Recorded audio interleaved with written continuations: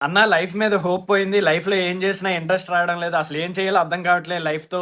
అసలా మైండ్ అంతా negative thinking ఉంది. ఏం చేయాలి అనేసి ఒక బ్రదర్ అయితే అడుగుతున్నాడనమాట. బ్రదర్ నేను ఆల్రెడీ మీకు చెప్పిందే చాలా సార్లు చెప్తున్నా. మళ్ళీ మళ్ళీ అదే చెప్తా అనమాట.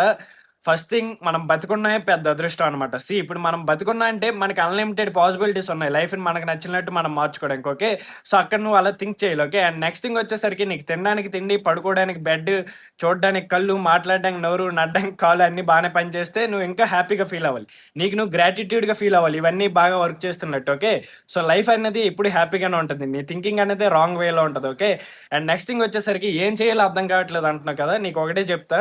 ఫస్ట్ థింగ్ అన్నీ వదిలేయి. ఈ సొసైటీ గురించి ఆడేమంటున్నాడు, ఈడేమంటున్నాడు. నీకేం చేయాలో అర్థం కాకపోతే ఏం చేయకు. అప్పుడు నీ ఫోకస్ అంతా నీ మీద పెట్టుకో. నీ మైండ్, నీ బాడీ మీద ఉండాలి నీ ఫోకస్ అంతా. నీకు లైఫ్‌లో ఒక ఒక పాత్ ఏం కనిపించకపోతే, ఏం చేయాలో తెలియపోతే, నీ ఫోకస్ అంతా ఎప్పుడు నీ మీద పడిపోవాలి అలాంటి టైంలో. ఓకే. నీ బ్రెయిన్, నీ బాడీ ఏం చేస్తావో తెలీదు. నువ్వు చెట్లెక్కుతావో, పుట్లెక్కుతావో ఏం చేస్తావో తెలీదు కానీ, నీ బాడీలో ఫిజికల్ మూవ్‌మెంట్ అనేది రోజు ఉండాలి. నీ బాడీకి ఎక్సర్సైజ్, నీ మైండ్‌కి థింకింగ్ పడేంత ఛాన్స్ రాకూడదు. అలా ఏదో ఒక ఎక్సర్సైజ్‌లో బిజీ అయితే అయిపోవాలి. ఓకే. అండ్ నెక్స్ట్ థింగ్ వచ్చేసరికి నెగెటివ్ థింకింగ్ అన్నావు కదా! నీ మైండ్‌ని రీప్రోగ్రామింగ్ చేయాలి.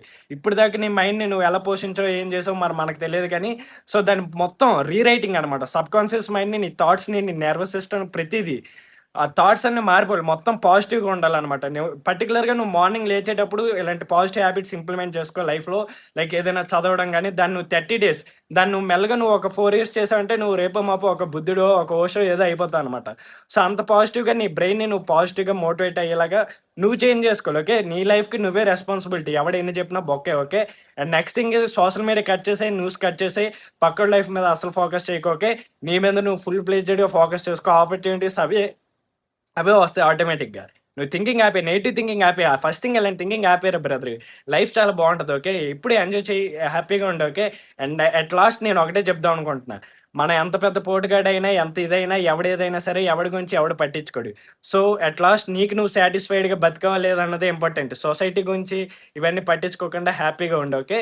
లైఫ్ బావుంటది. ఓకే. నువ్వు ఆ థింకింగ్ ఆపేయి ఫస్ట్ థింగ్. ఆ బొక్కలో థింకింగ్ ఇది నెగెటివ్ తొక్కని చిల్లుండి మంచి ఫ్రెండ్స్ ఫార్మ్ చేసుకో. నీకు నచ్చినట్టు నువ్వు మార్చుకో. ఓకే. 100% నీకు నువ్వే రెస్పాన్సిబిలిటీ. ఓకే. ఎంజాయ్.